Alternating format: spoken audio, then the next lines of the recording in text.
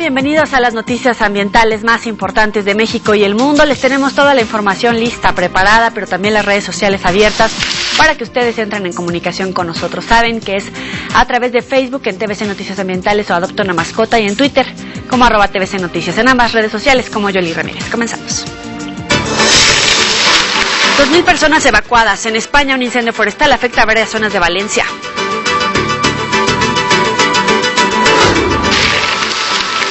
Lluvia mortal, 3 niños mueren debido a un barco que volcó con más de 16 personas que habían sido rescatadas de las inundaciones en la India.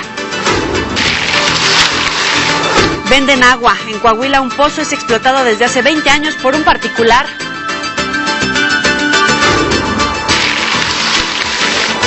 Bosques de agua. En el estudio, el biólogo Jürgen Hott nos hablará de las estrategias para la conservación.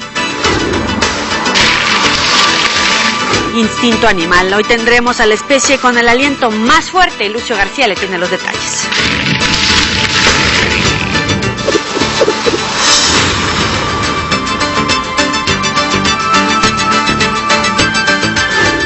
Iniciamos con estas imágenes de las 10 ciudades más contaminadas del mundo. Tristemente, en esta lista aparece la Ciudad de México. A pesar de los esfuerzos y proyectos para solucionar este problema, la capital del país se encuentra junto con Irak, Brunei, Dhaka, Karachi, Lagos, Moscú, Maputo y Nueva Delhi, como las capitales con los índices de contaminación más altos de todo el planeta.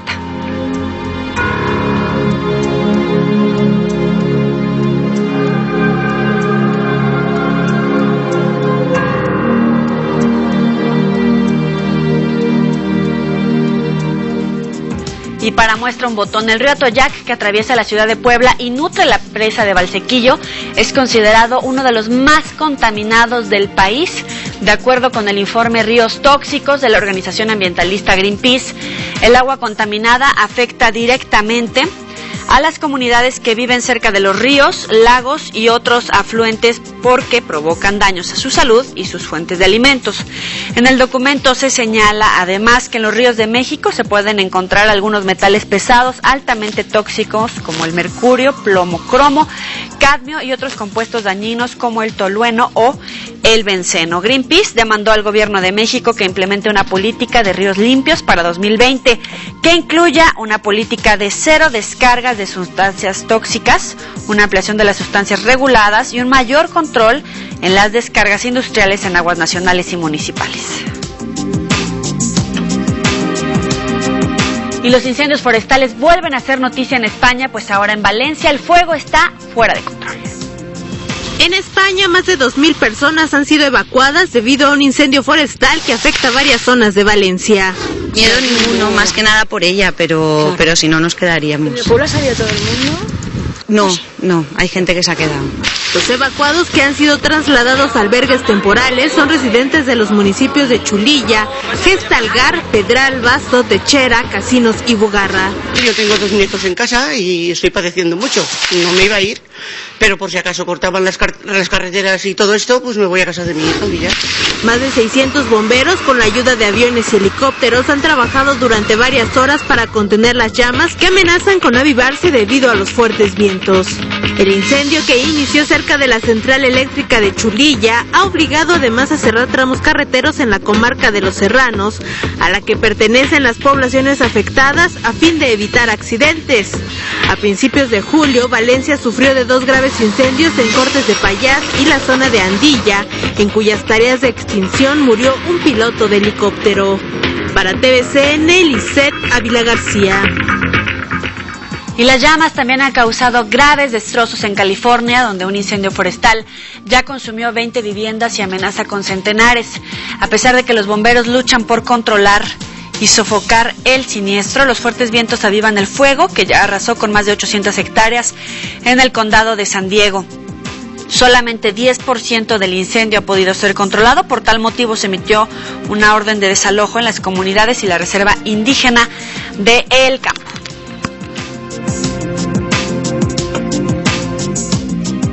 Y una avalancha cobró la vida de al menos 13 personas de 25 alpinistas que intentaban escalar el monte Manaslu en Nepal. El grupo de alpinistas acampaba y dormía cerca de la cumbre cuando se registró la avalancha. La mayoría de los montañistas que murieron en el accidente son de nacionalidad francesa, además de 2 españoles, un italiano, un nepalés y un alemán. En cuanto supimos de la avalancha, comenzó la movilización. Uno de nuestros helicópteros voló inmediatamente. Rescatamos 3 franceses y un alemán, que fueron llevados al hospital. El accidente se produjo a unos 7.000 metros del monte Manaslu, que tiene una altura de 8.163 metros, por lo que es difícil el acceso para los equipos de rescate. Debido a la altura hemos tenido dificultades para poder llegar hasta el punto del accidente. Aún así, encontramos 8 cadáveres, 3 siguen desaparecidos y otros 16 fueron rescatados.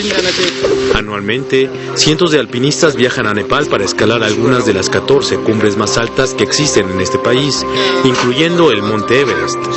El último accidente grave ocurrió en 1995, cuando 45 montañistas perecieron bajo toneladas de nieve y hielo cuando intentaban escalar la cumbre más alta del mundo.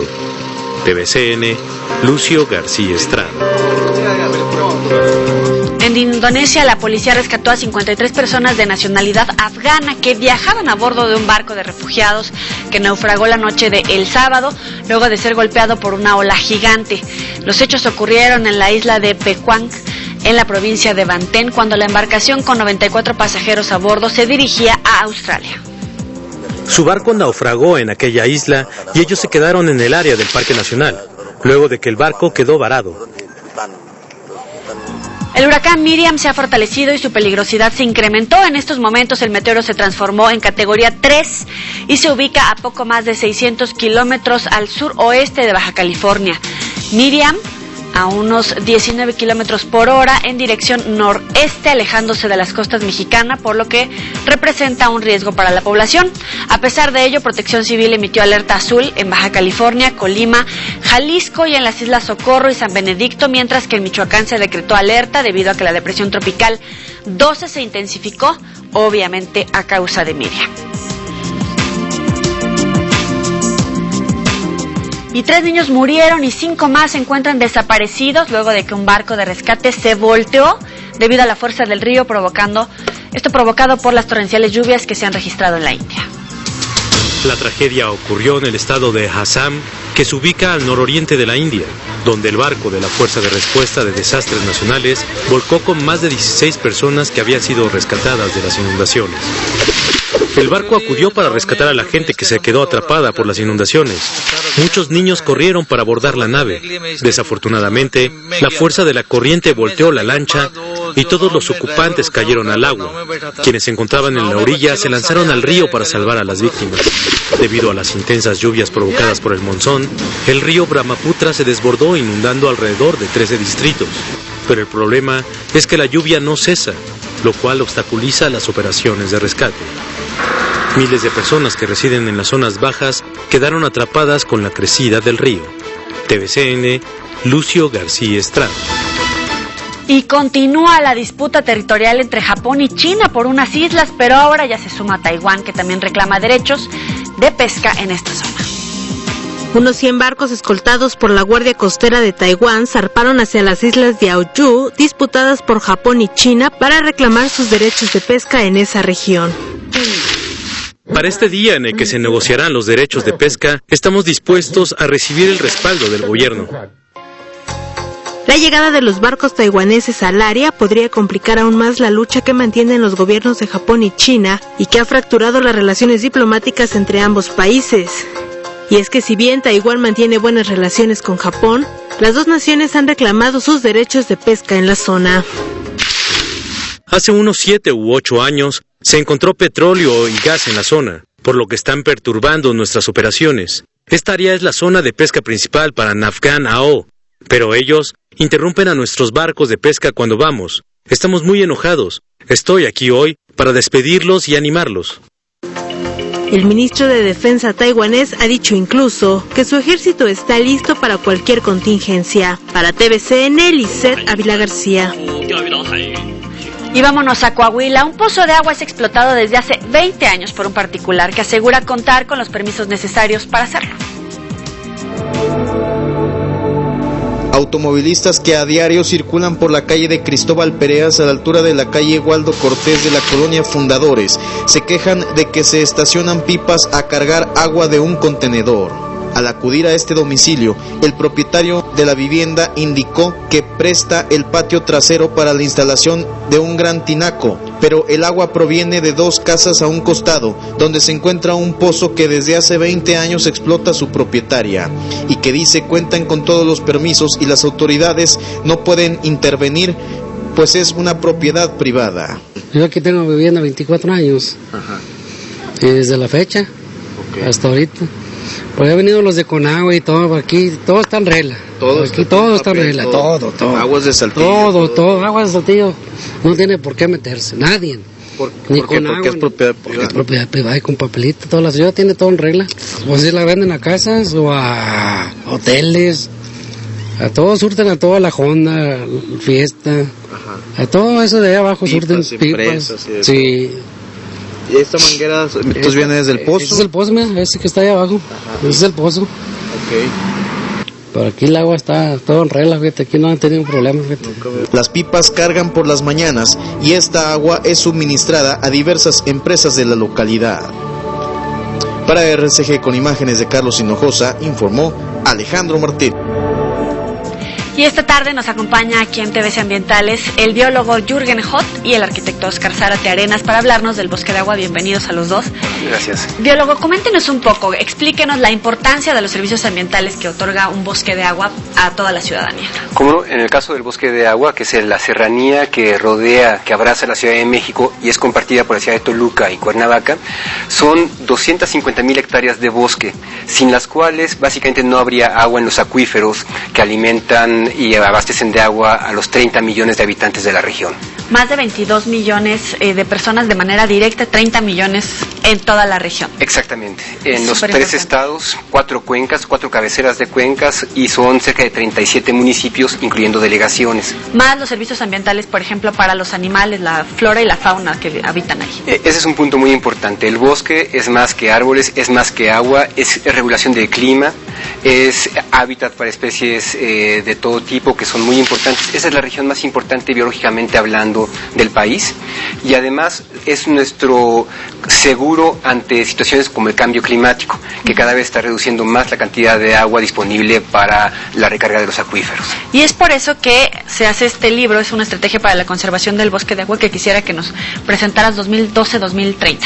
Así es, Joely. La parte más importante es que el trabajo que se tiene que hacer ya para conservar estos bosques rebasa por mucho que sea una sola autoridad lo que lo pueda hacer. Requiere un trabajo conjunto, por supuesto, de los gobiernos de la República, del gobierno de los estados, los gobiernos locales, pero también de la ciudadanía y de la gente que está participando con todo esto. Y esta estrategia es una estrategia de corto, mediano plazo, de cómo poder hacer ese bosque más productivo, hacer un bosque que, por supuesto, para los habitantes sea importante de conservar, de manejar, y de que nos dé la garantía de que este bosque va a existir hasta el año 2030. Hoy en las tendencias que tenemos con el cambio de uso del suelo en estas 3 entidades que son de las más pobladas, nos lleva a un problema muy serio en el cual si no hacemos las garantías, en el año 2030 vamos a tener muchos problemas muy serios para la disponibilidad del agua. ¿Cuál es la principal amenaza en este momento para el bosque de agua? La principal amenaza es el cambio de uso de suelo hacia la urbanización. Para darte una idea, los últimos 30 años en el sur del Distrito Federal se perdió 30% del bosque, pero aumentó 400% la tasa de urbanización. Wow. Entonces aquí es un reto muy importante porque en función de que haya ese bosque, que va a haber condiciones de viabilidad en las ciudades. Es ahí donde se tiene que aprender, como comenta el arquitecto Zárate, que tenemos que aprender a colaborar entre la gente que vivimos en la cuenca baja con los que están en la cuenca alta, que son los dueños del bosque, y encontrar una fórmula virtuosa en el que se mejore la condición del bosque. Por eso la relación con CONAFOR tan importante y con otras instituciones como CONAVIO, CONAMP y otras que hacen de esto una realidad, además de los gobiernos municipales y especialmente los gobiernos comunales y ejidales. ¿Qué es lo primero, el primer paso que tienen que dar las comunidades, las autoridades, etcétera? Una parte muy importante es precisamente en el conocer, en el inventario del terreno, cuántos bosques tenemos hoy por hoy, tenerlo a detalle, por supuesto, preciso. Aquí va a requerirse conjuntarse información de todos los niveles de gobierno. Pero la otra parte muy importante es crear un mercado de servicios ambientales que hoy les dé garantía a los dueños de estos bosques de saber que ese recurso van a poder intercambiarlo con los habitantes de los que estamos en la parte baja de las ciudades consumiendo el agua, los servicios ambientales, precisamente en un mecanismo más justo. Por ejemplo, también la venta de madera, pero de alguna manera ya regulada como tal, un negocio sustentable. Así es, finalmente la madera se está consumiendo, pero en la medida que no hay un mercado regulado y hay un mercado que es abierto como tal, permite que la tala clandestina, permite que todo ese tipo de mercados pues se apoderen precisamente del mercado y no podamos controlar ese cambio de uso del suelo, ¿no? Además, obviamente, de todo el oxígeno y la limpieza que hace del aire por la gran contaminación que generamos en las entidades del centro del país. ¿En qué dirección podemos buscar más información para consultar este estudio? La estrategia está disponible en www.iniciativabosquedeagua.org. Y es importante resaltar que es el resultado ya de una consulta amplia a nivel de los 4 estados. Entonces ya tenemos un mapa a seguir, ya es momento que podamos realizar las acciones inmediatas para poder lograr lo que buscamos, que en el 2030 tengamos un bosque que esté en mucho mejores condiciones y que nos asegure el agua para los 30 millones de habitantes, sumando los que van a vivir en el 2030. Y los que vienen, los que están por nacer. Muchas gracias a los dos por estar aquí, biólogo arquitecto, y seguimos en contacto para esta información. Y cada vez estamos más cerca de los 9,000 seguidores, así que sigan invitando a todos sus amigos para que se unan a la red ambiental más grande de México y se enteren de esta información tan importante, por lo menos para varios millones de mexicanos. Y agradecemos a todos los que nos comparten pues consejos, comentarios, sugerencias, notas, fotos, videos, por supuesto. Recuerden que su opinión es muy importante, es vital para nosotros, como nuestra amiga Raquel Molina, quien compartió con todos un excelente video llamado Terrícolas. Ojalá lo puedan ver completito en sus casitas, con música. Raquel siempre nos está dando información muy importante. Y también Pedro Alfonso nos subió una hermosa foto en la que se puede ver un árbol que nació y creció en el techo de una iglesia debido a los sedimentos que dejan las aves que llegan a esta parroquia. Él creo que nos ve desde Brasil. Enviamos un saludo a Brenda Vilma, Guadalupe Guzmán, Faiba, Sergio Artigas Aguilera, José Luis León Lázaro y Alfred Negrete. Y por cierto, les vamos a regalar 20 libros de esta entrevista que acabamos de tener. Es de la Estrategia para la Conservación del Bosque de Agua 2012-2030. Pueden escribirnos, por favor, a las redes sociales. En Facebook como TVC Noticias Ambientales, en Twitter como @TVC Noticias, o como Joely Ramírez. También tenemos vías telefónicas que en este momento van a aparecer en su pantalla: 5679-1143, 5677-4011.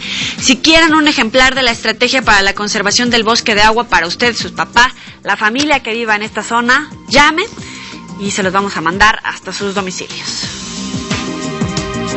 Y por segundo año consecutivo, algunos puntos de la Ciudad de México se vieron transformados para dar paso a pequeños parques públicos para crear una mayor cultura a favor del peatón y los transportes sustentables.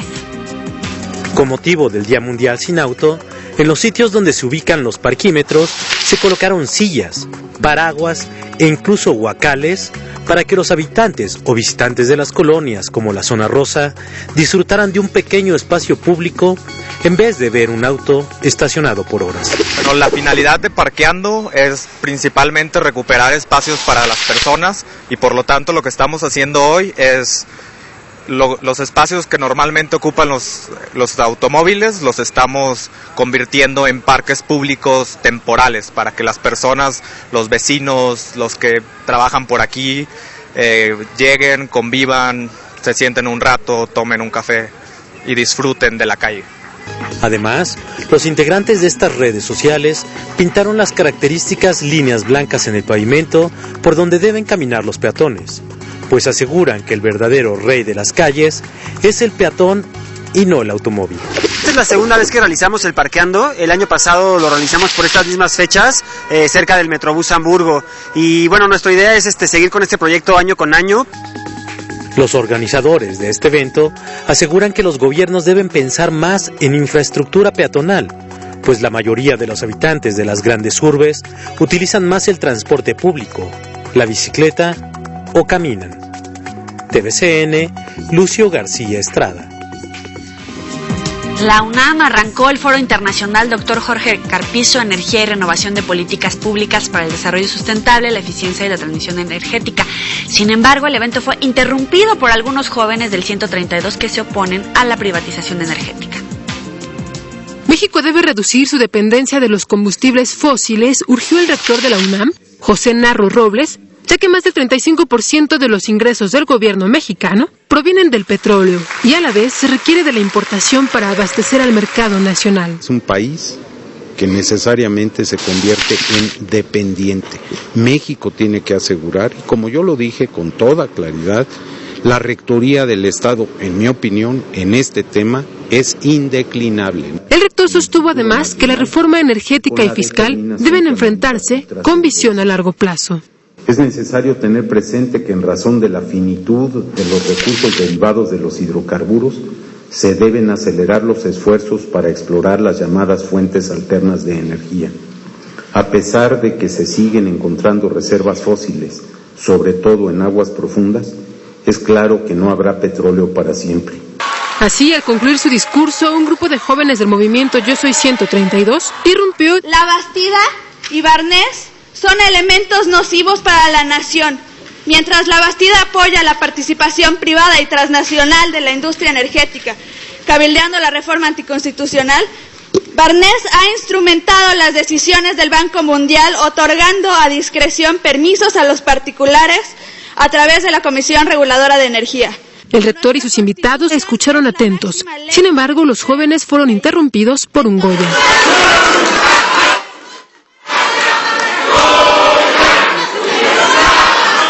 Pues yo digo que es parte de lo que sucede en nuestro país y que todas las voces tienen que oírse. Posteriormente, se retiraron pacíficamente. TVCN, Fanny Miranda.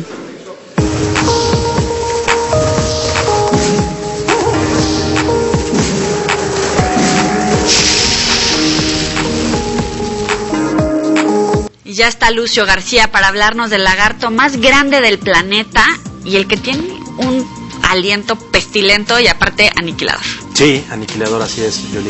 Este animal produce una bacteria, bueno, varias bacterias, que hasta la fecha no hay un antídoto para ellas. Entonces, te muerde y adiós. Adiós.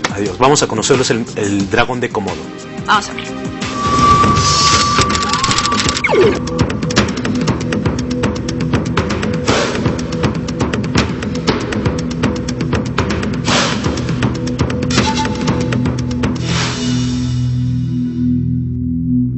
Aunque los dinosaurios se extinguieron hace millones de años, existen actualmente en nuestro planeta seres que sobrevivieron o son descendientes directos de esa época, como son los cocodrilos o las serpientes. Pero existe un animal del que se sabe muy poco y que también es familiar de los extintos dinosaurios: el dragón de Komodo, el lagarto de mayor tamaño que habita en la Tierra. El dragón de Komodo vive en un pequeño grupo de islas de Indonesia que son la isla de Komodo, Rinca, Gili Mutang y Flores, donde se calcula que la población de esta extraña especie es de aproximadamente unos 5,000 ejemplares.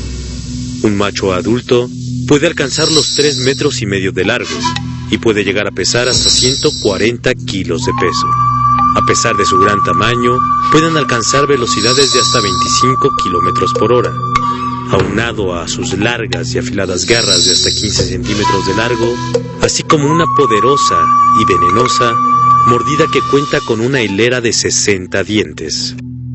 Cuando uno de estos reptiles muerde a su presa, esta difícilmente sobrevivirá, aunque se trate de un animal de gran tamaño como un búfalo, pues además del daño físico, el dragón de Komodo seguirá a su presa enferma hasta que muera en aproximadamente 2 días. Aunque no es estrictamente venenoso, su mordedura es peligrosa, tanto por la grave herida que provoca, como por sus bacterias muy infecciosas, ya que tiene más de 50 cepas de bacterias, 4 de ellas sin antídoto conocido. Se alimentan de todo, desde frutos, insectos, huevos de aves, peces, hasta carroña, y se dice que su aliento es el más fuerte de todo el reino animal. Los expertos descubrieron y publicaron en la revista científica Nature que este reptil puede reproducirse por partenogénesis, un tipo de reproducción asexual. Una hembra del zoológico de Chester, Inglaterra, puso en mayo de 2006 una cantidad de 25 huevos, de los que 11 parecían ser viables sin que se le hubiera cruzado nunca antes con un macho de esa especie.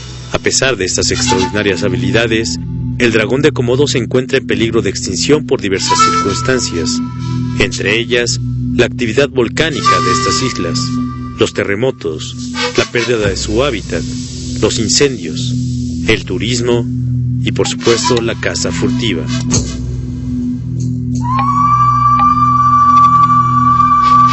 TVCN, Lucio García Estrada. Yo voto porque a Lucio le hagan su programa de animales. Sí, no estaría mal, ¿verdad? Mire, te quedas perplejo. Dile a la gente tu dirección. Me pueden encontrar en Facebook como Lucio García, y a todos nuestros amigos les enviamos un saludo, Carlos Figueroa, a Xochitl Cuau, y escríbanos para seguir haciendo estos documentales para todos ustedes. Bye, guapo. Nos vemos en una semana. Nos vemos Hasta luego. Pásenla bien. Provecho. Bye.